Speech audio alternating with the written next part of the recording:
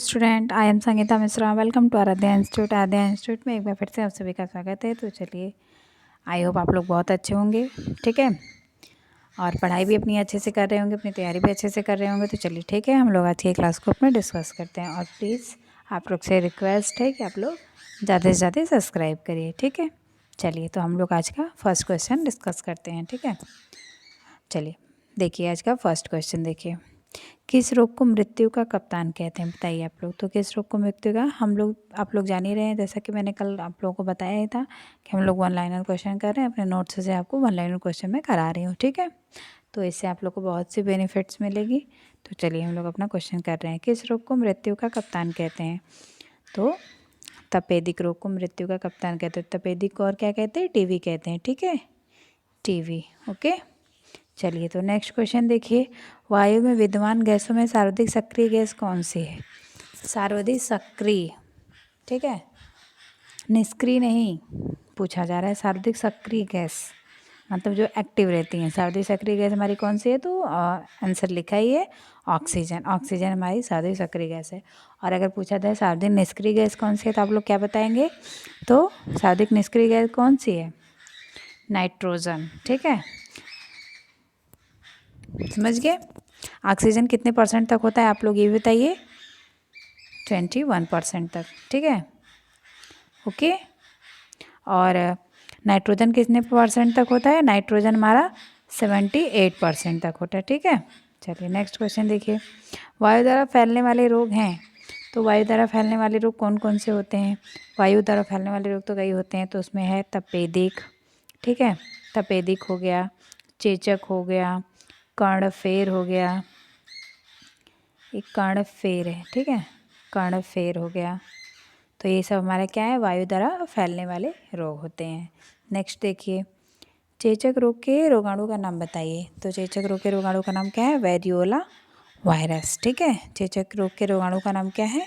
Variola virus. आप लोग ये याद रखिएगा कि चेचक के रोगाणु का नाम है वेरियोला वायरस। नेक्स्ट क्वेश्चन देखिए, जटिल फ्रैक्चर वाले रोगियों को क्या करना चाहिए? तो जटिल फ्रैक्चर जिसका मतलब फ्रैक्चर हो जाए, मतलब बहुत ज़्यादा, ठीक है, फ्रैक्चर हो जाए, ज़्यादा टूट जाए हड्डियाँ कहीं की, तो उसके लिए हमें तुरंत खबच्चियों का प्रयोग करना चाहिए, ठीक है। नेक्स्ट क्वेश्चन देखिए, छार लिखा है, ठीक है, ये देखिए, चार नहीं छार, ठीक है,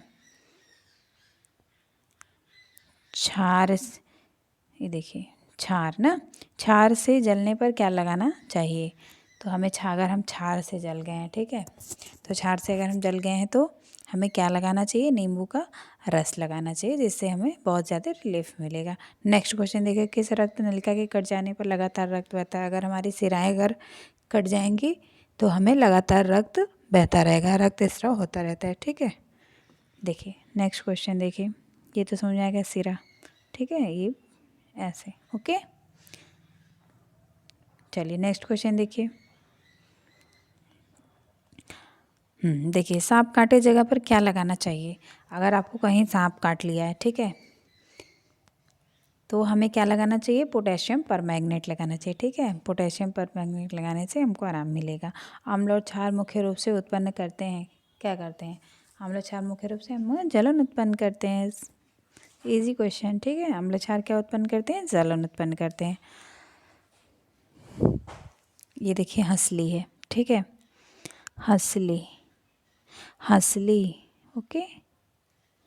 हंसली की हड्डी टूट जाने पर बांधी जाती है। तो हंसली की हमारी अगर हड्डी टूट जाएगी, हंसली कहाँ है? मेरी नेक के नीचे, यहाँ जो दिखती है ना, हंसली की हड्डी टूट जाती है तो उसे क्या बांधी जाती है? सेंट जॉन झोली, जो गले के पास में जो दो हड्डियाँ दिखती हैं ना, जहाँ हम लोग चैन वैन पहनते हैं, उसको वहाँ हंसली की हड्डी कहते हैं। तो वो टूट जाती है, टूट जाने पर हमें कौन सी बांधते हैं? सेंट जॉन झोली बांधते हैं, ठीक है। नेक्स्ट क्वेश्चन देखिए, चिकित्सा कौन से गार्ड का प्रयोग करते हैं? तो चिकित्सक हमारे रीफ गार्ड का प्रयोग करते हैं। रीफ गार्ड क्यों प्रयोग करते हैं? क्योंकि वो आसानी से खुल जाती है और रोगी को चुभती नहीं है, ठीक है।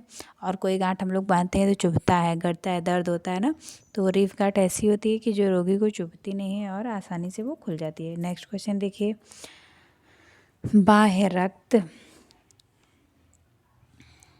रक्त स्राव को रोकने के लिए, ठीक है, ये लिखा है बाह्य रक्त स्राव को रोकने के लिए।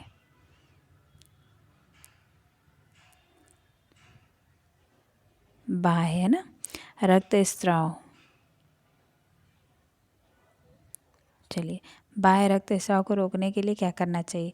तो बाह्य रक्तस्राव को रोकने के लिए मतलब बाहरी, जैसे पैर में हाथ में इधर उधर चोट लग जाता है तो उसको बाह्य रक्तस्राव कहते हैं। आंतरिक नहीं, आंतरिक मतलब शरीर के वो अंदर होता है, बाह्य जो हमें दिखाई देते हैं जहाँ पे लगते हैं, ठीक है। तो बाह्य रक्तस्राव को रोकने के लिए हमें लंबी पट्टी का प्रयोग करना चाहिए, ठीक है। नेक्स्ट क्वेश्चन देखिए, रोगी के कमरे का तापक्रम होना चाहिए। तो रोगी के कमरे का तापक्रम कितना होना चाहिए?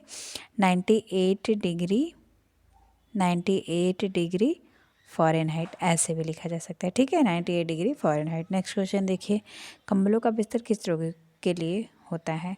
तो कंबलों का बिस्तर गठिया के रोगी के लिए, जिनको गठिया के रोग हो जाते हैं उनको कंबलों का बिस्तर दिया जाता है ताकि वो उनको आराम मिले उस पर सोने पे, ठीक है। नेक्स्ट क्वेश्चन देखिए, ड्रा सीट होती है। ड्रा सीट हमारी क्या होती है? एक छोटी सूती चादर होती है, ठीक है। ड्रा सीट क्या होती है? हमारी एक छोटी सूती चादर होती है। नेक्स्ट क्वेश्चन देखिए, ये सब क्वेश्चन देखिए एग्जाम में आए हुए हैं, ठीक है, जो मैं आपको वन लाइनर करा रही हूँ, ठीक है। स्वास्थ्य शिक्षा ब्यूरो की स्थापना कब हुई? तो बताइए, स्वास्थ्य शिक्षा ब्यूरो की स्थापना कब हुई? 1956 में स्वास्थ्य शिक्षा ब्यूरो की स्थापना हुई, ठीक है। नेक्स्ट क्वेश्चन देखिए, 2000 तक सबके लिए स्वास्थ्य घोषणा पत्र कब तैयार किया गया? 2000 तक सबके लिए स्वास्थ्य घोषणा पत्र 1978 में तैयार किया गया। कब तैयार किया गया? 1978 में, ठीक है, आप लोग याद रखिएगा। परिवार कल्याण कार्यक्रम का लक्ष्य कितने प्रतिशत आबाद को परिवार नियोजन कहा गया? तो हमारा 60% को आबाद परिवार नियोजन कहा गया, ठीक है। नेक्स्ट क्वेश्चन देखिए, रेडियोधर्मिता प्रदूषण से कौन सा प्रभाव नहीं पड़ता? रेडियोधर्मिता प्रदूषण से हमारे त्वचा संबंधी रोग का प्रभाव नहीं पड़ता हमारे, ठीक है। तो जो त्वचा होती है हमारे स्किन्स, वो तो चलिए यहाँ देखिए, रेडियोधर्मिता पर कौन सा प्रभाव नहीं पड़ता? त्वचा संबंधी रोग का प्रभाव नहीं पड़ता है, ठीक है।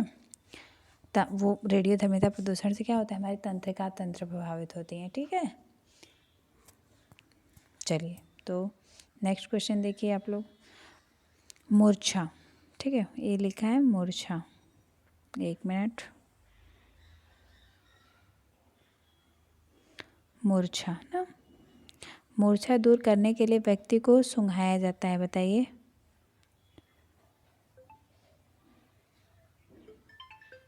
एक मिनट स्टूडेंट।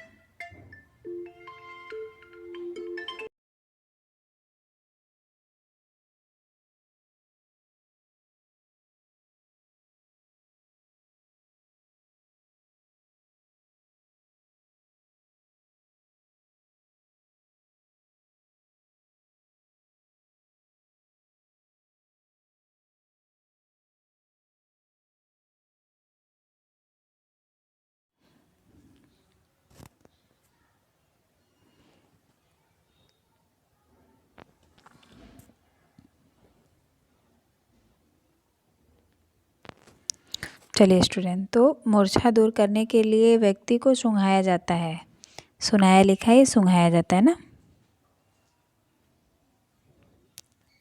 सुंघाया जाता है। तो क्या सुंघाया जाता है? अमोनिया सुंघाया जाता है ना। तो हमें क्या मूर्छा दूर करने का, अगर कोई व्यक्ति मूर्छित हो गया तो हमें अमोनिया सुखा देंगे तो उसकी मूर्छा ख़त्म हो जाएगी, ठीक है। तो चलिए बताइएगा कि आप लोग को क्लास कैसा लगा, ठीक है। फिर मिलते हैं नेक्स्ट क्लास में, ओके, बाय बाय।